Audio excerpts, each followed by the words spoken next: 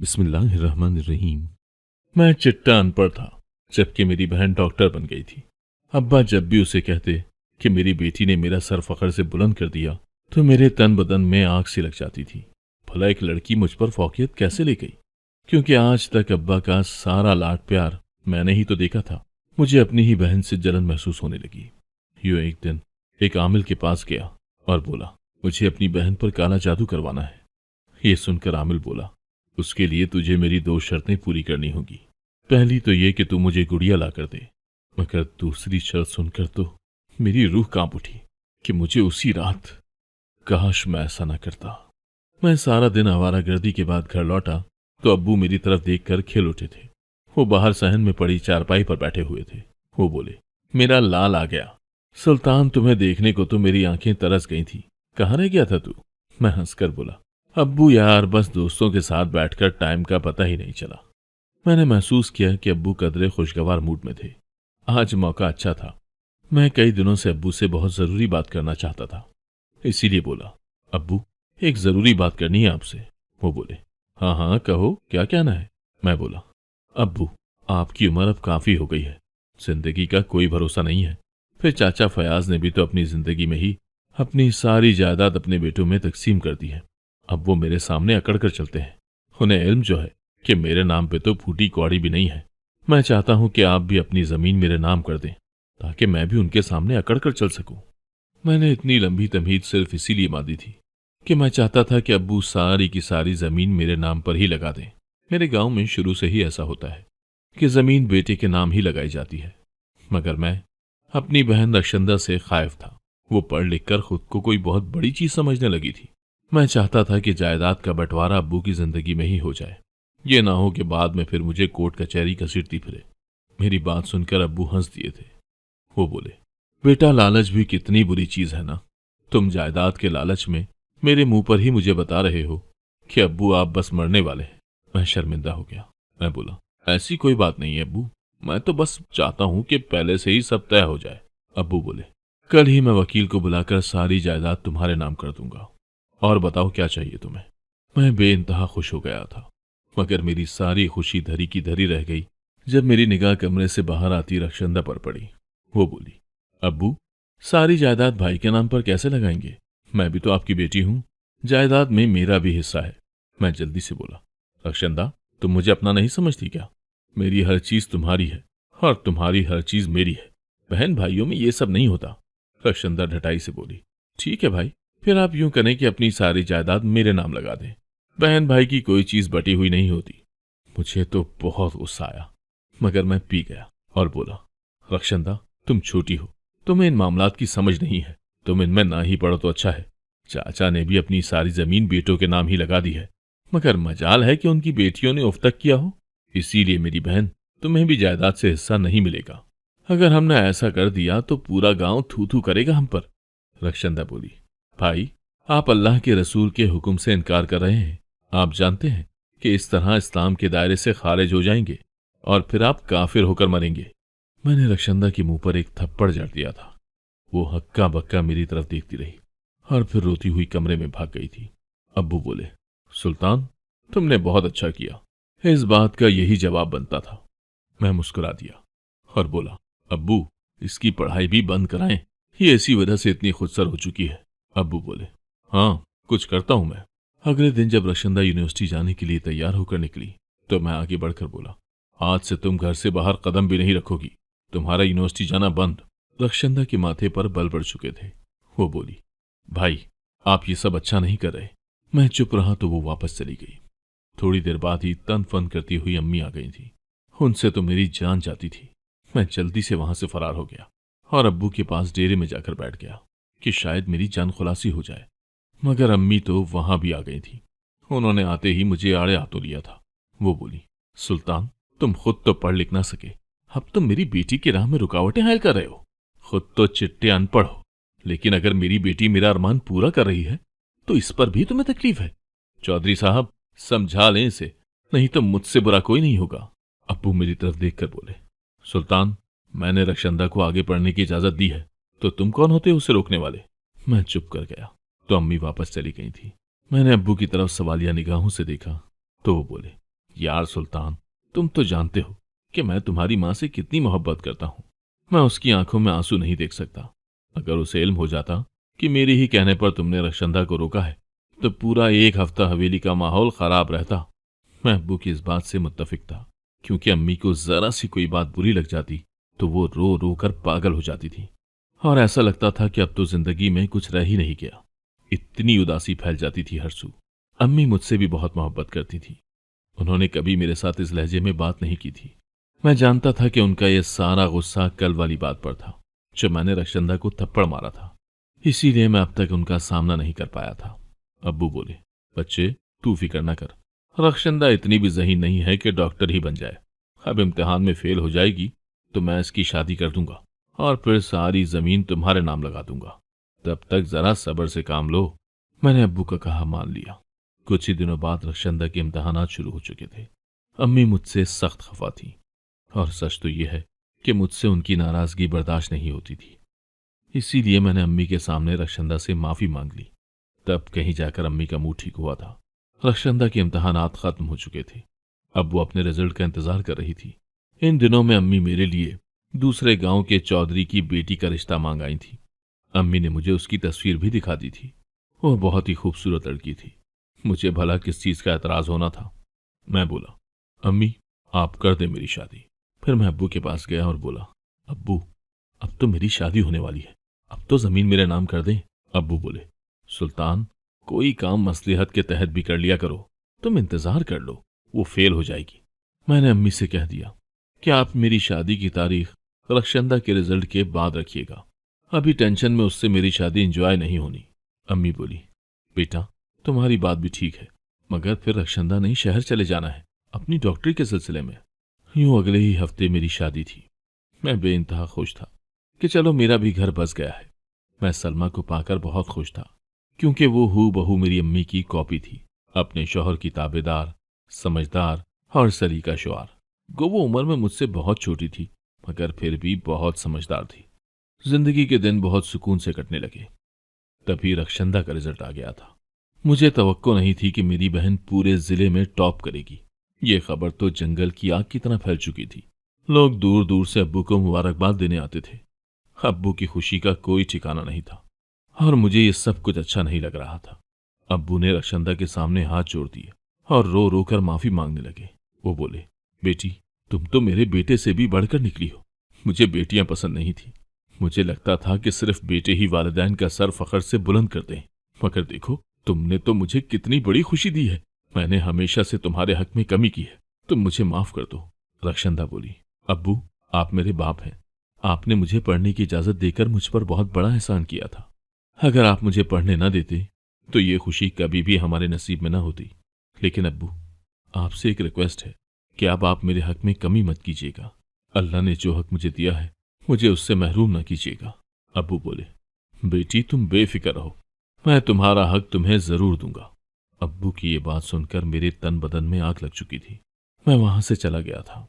दरअसल मैं अपने वालिदैन की सबसे बड़ी और लाडली औलाद था। मैं 10 साल का हो गया था, मगर हमारे घर में अभी तक कोई दूसरा बहन भाई नहीं आया था, और मैं चाहता भी नहीं था कि मेरी जगह कोई और ले सके। मगर अब्बू को दूसरे बेटे की बहुत ख्वाहिश थी।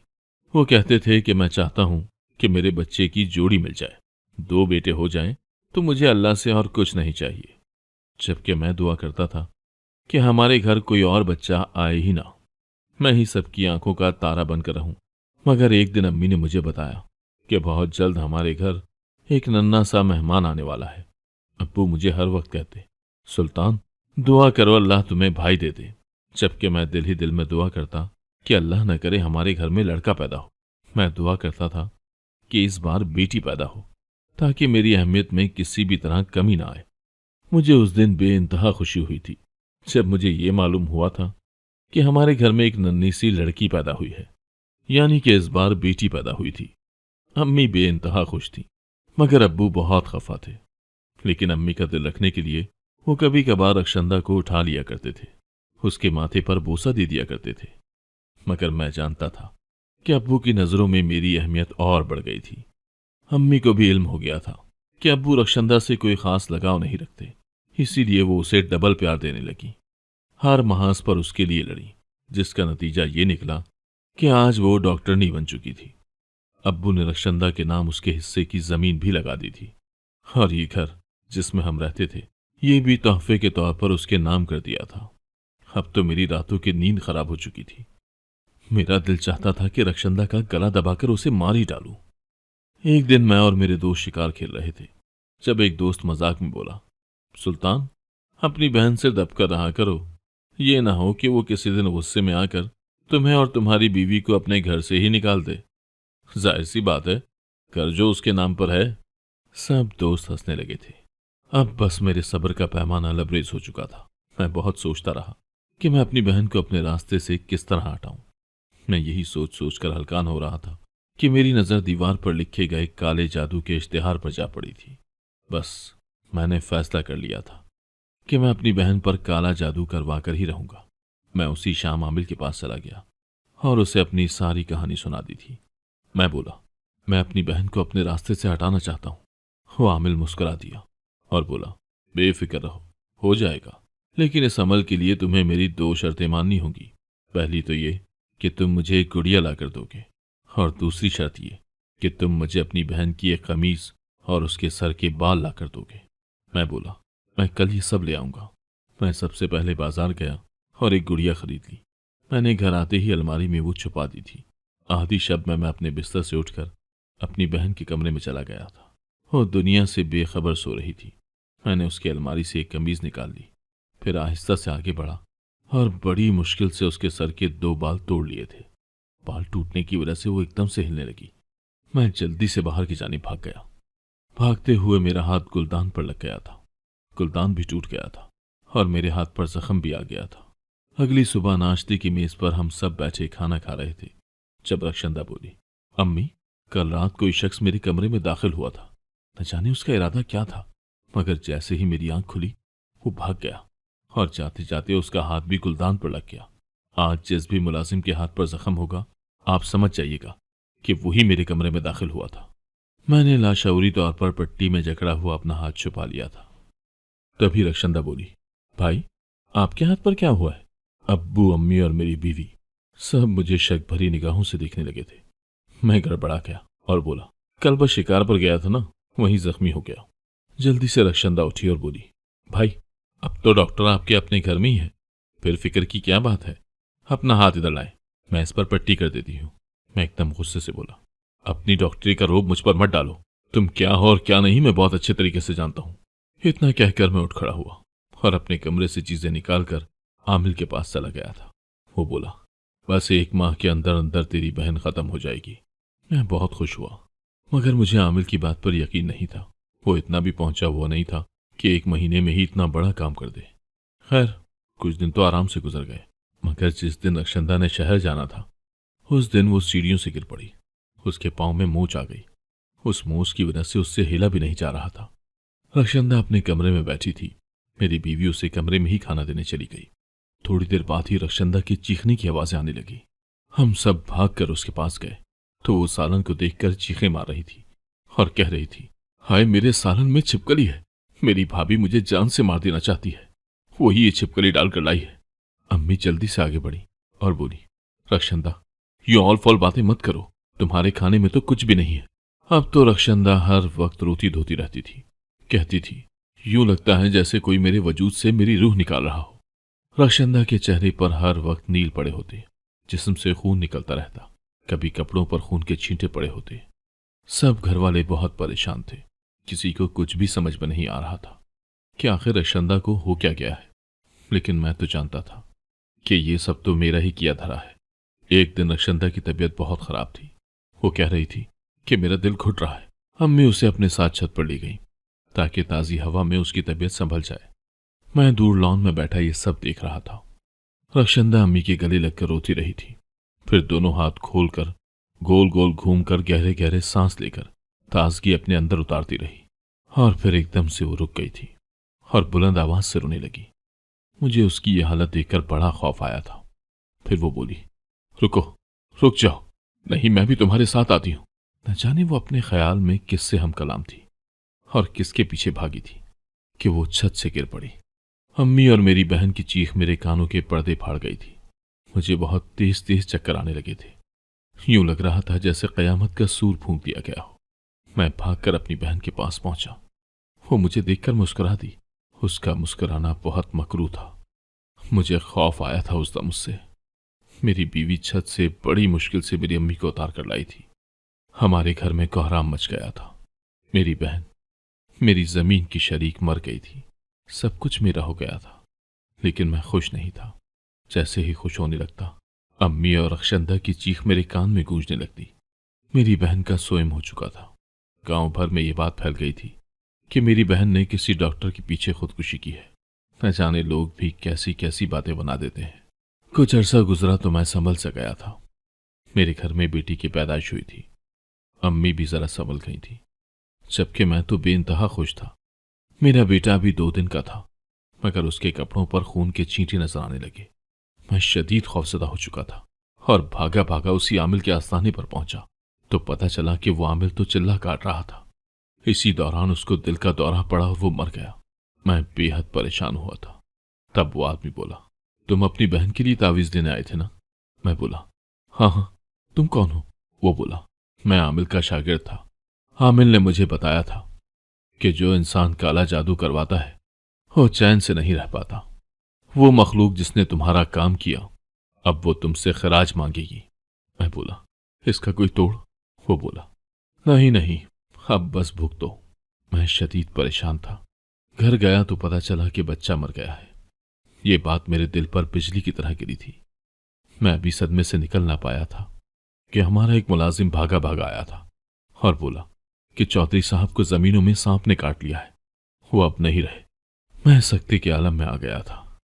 मेरा बाप, मेरा दोस्त मुझे छोड़कर चला गया था। अब तो मेरी वालदा दीवानी ही हो गई थी। उन्हीं दिनों मुझे खबर मिली कि मेरी बीवी उम्मीद से है। डॉक्टर ने 2 जुड़वां बेटे बताए थे। ये खबर मुझे दोबारा जिंदगी की जानिब ले आई थी। अब मैं दिन काट काट कर गुजार रहा था। अम्मी सारा सारा दिन रोती रहती। मैं उनकी दिलजोई करने की हर मुमकिन कोशिश करता था, मगर नाकाम रहा। अल्लाह अल्लाह करके डिलीवरी का दिन भी आ गया था।